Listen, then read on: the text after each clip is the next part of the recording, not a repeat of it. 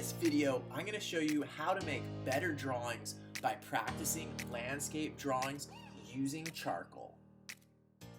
Charcoal is messy and not the most convenient to carry for nature journaling, but it has a lot of benefits.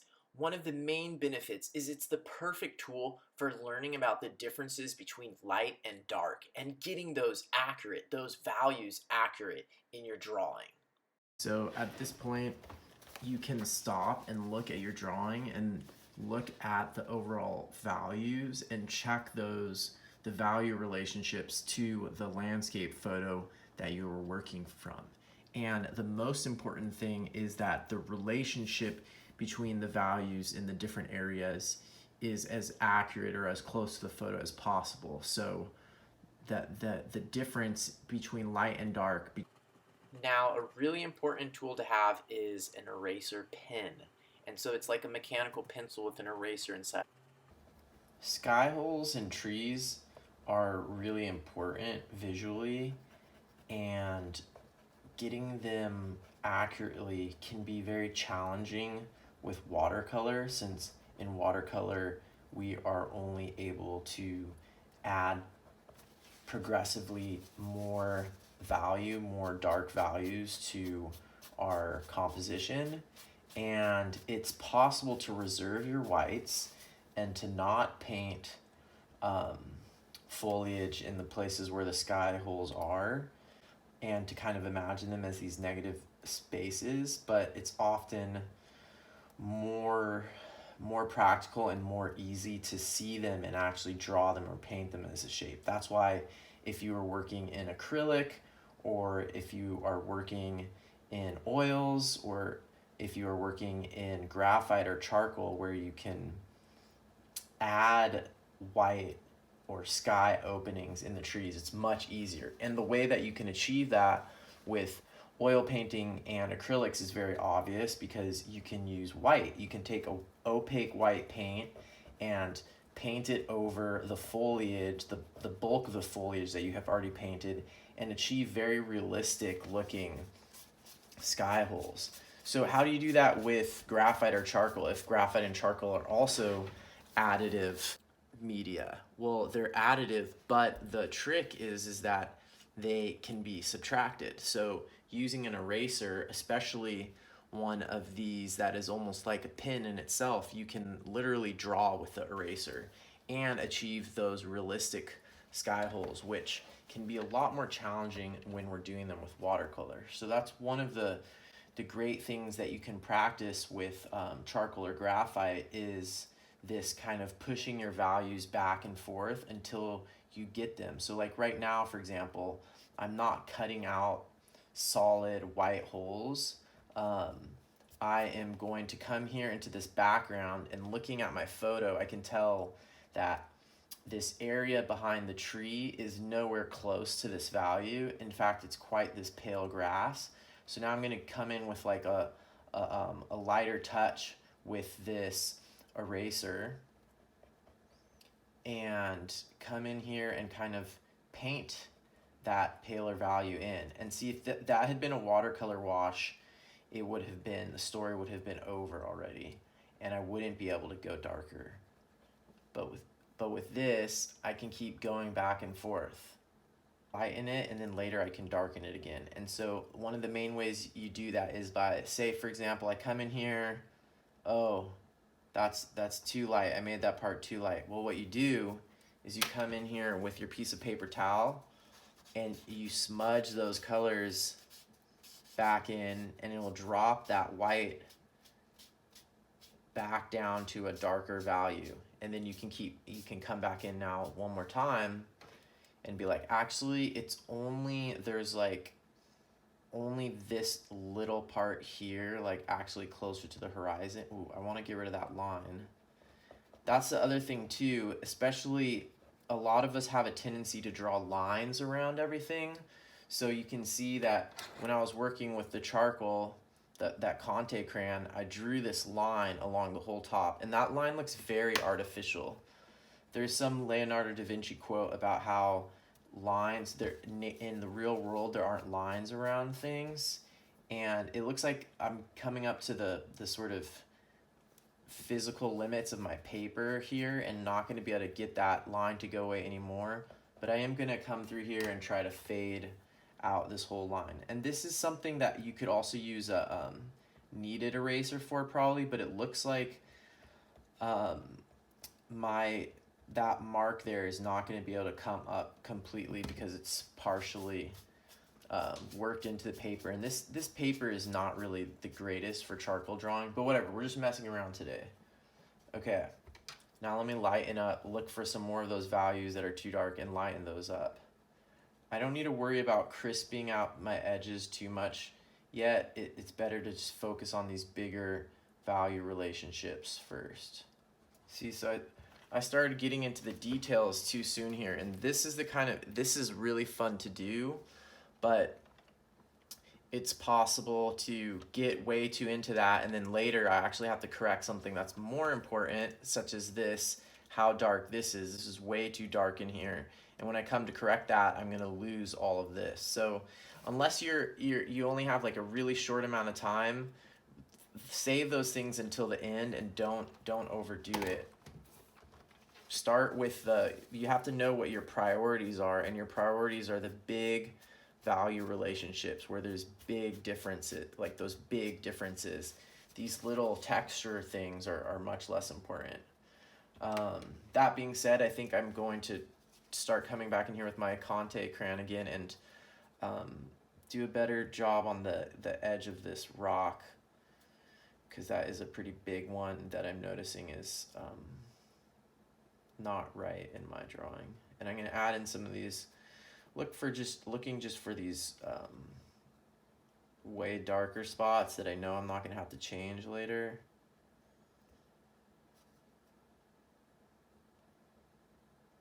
And the crazy thing about charcoal, and this is true with oil too, is this process can go on indefinitely. So you can just keep, softening it, then coming back, adjusting values, pushing it back again, starting over, and you can just go back and forth, adjusting your values over and over and over again. And sometimes it's hard to know when to stop. And it is possible to make things worse as you add more to them. But unlike in watercolor, you can always go back and change it. And this one looks like it's darker all the way over the top. Okay. These trees aren't in the... And you can also, the other thing you can do, unlike in watercolor or ink, is, for example, I just noticed that this tree is too high up towards the horizon compared to this island of rocks and trees here. And I think my paper's not going to allow it, but usually with a graphite drawing or a charcoal drawing like this, you could erase that whole element and rearrange it. So not only are you able to adjust your values as you go, but you're also able to adjust composition or drawing mistakes. This is a moment where your brain can start taking you down a bunch of problematic paths. You can start getting really into all the details. You can start kind of going back and forth over and over and over again. You can start doing extra work that you're going to end up kind of losing in a moment when you have to adjust something else. And there's all these things, and you could, it's if your goal is just to spend forever kind of doing like a meditative practice, that's fine. But I think even if that is the case, understanding like sort of in a more efficient way of doing this is probably useful, and having some idea of your like time limit. So I'm not really that good at doing the most efficient way of this, but I think if you just kind of think about how many times are you going to push darker and then push lighter, how many times do you want to do that? Like 10 times, 5 times, 3 times, and just kind of tell yourself, okay, this round I'm working on the biggest value differences, and then push the darks darker, and intentionally do like one at a time. You don't want to be going back and forth that much between pushing the darks darker with your charcoal or your graphite and then bringing the whites back out. So just being intentional about it is useful, and I think this is the kind of thing where you could spend forever. So what I'm going to do is I'm going to um, crisp things up with the eraser um, a little bit more right now, and then I'm going to push dark one more time. So a lot of times the effect, like the amazingly realistic looking effect that you can get from charcoal is in this sort of nebulous stage. And so a lot of times people who don't use charcoal very much or have never used it before are kind of, when they first start, they're like kind of blown away by how well their own drawing is looking. Well, a lot of times then they decide, okay, now it can only get better, right? So they start adding more details or tweaking things around a little bit. And as soon as you start doing that, you can lose this almost like photographic kind of haziness that you can get. And so be careful about that and just be aware. A lot of times I think it's very disheartening when something is looking really good and then you think you're adding more better to it and it ends up ruining it. So that can be really disheartening, but even just understanding that that is a common thing. So right now it would be really easy to kind of just do this one drawing and have this be like a one-off experiment. That's a pretty common learning approach or sort of hobby approach. And I think that's how most of us in our society actually default to that. And I think I did that a lot as a kid. So instead, what I'm going to do right now is I'm going to be an intentional learner. And what I'm going to do is I'm not going to rest on my laurels. This is something that I want to get more learning out of. I don't want to feel like happy and comfortable and just like content that I did one drawing that I think is actually like okay. What I'm going to do is I'm going to push the learning and do a couple more things that might not necessarily be like the most comfortable or reaffirming of my, you know, my good like I could get precious about this right now. I could say, oh, I'm not going to do anything else on here or start worrying about ruining it, but not, that is the perfect time to push yourself and to keep going. So I'm going to do a couple quick thumbnails that zoomed in on different parts of this and try to just loosen up and not get too precious or too paralyzed by that. So here's I just cropped this photo a different way now, and I'm going to do a new drawing. And I'm starting off trying to get the basic layout and composition of where the boulders are, but at the same time I'm already thinking about values. I'm trying to lay in some of the values of the dark trees and using the side of the Conte. Now I'm wiping things in, getting that paper towel and wiping the values in is part of how you get your middle darkness values. The paper towel smudging helps get you that middle tone, and then you can go back with the charcoal and push in those darker values. And you can then come back again and do more highlights with the eraser.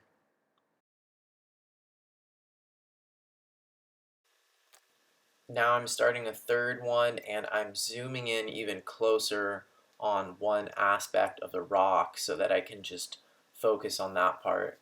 I'm building up the values more intentionally now, partly because I've been observing these objects for a while, and you can see that I'm spending less time on it. So having multiple thumbnails where you can try out different things in each one is a really good approach for learning faster.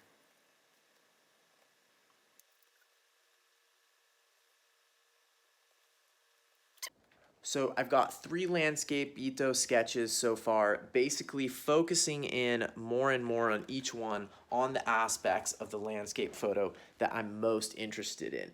And since it's a new media, I'm trying to remain experimental and focus on learning instead of getting caught up in perfectionism and doing small sketches, doing multiples of them, and also giving yourself a time limit are both ways to trick yourself into staying experimental and in a high learning mode, because if you get paralyzed and focus too much on details, you'll stop learning.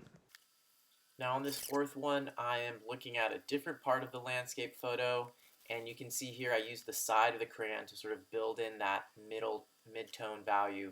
but I push it back even darker because my mid-tone needs to be darker.